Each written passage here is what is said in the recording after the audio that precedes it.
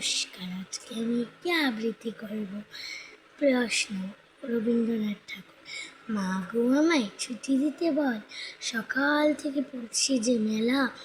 এখন আমি তোমার ঘরে বসে করবো শুধু পড়া পড়া খেলা। তুমি বলছো দুপুরে সবে না হয় যেন সত্যি হলো তাই। একদিনের কি দুপুরবেলা হলে বিকাল হলো মনে করতে নাই। বা নমস্কার, আমি একটি আবৃত্তি করবো। কইবা সোজা পিতা পুতুল, মানুষ মানি আমি আনি যত জন্ম, পাপ ভাগি তুমি হও একজন। পুত্র বচন শুনি করিল শ্রবণ, হেন কথা তুমি বলি করো।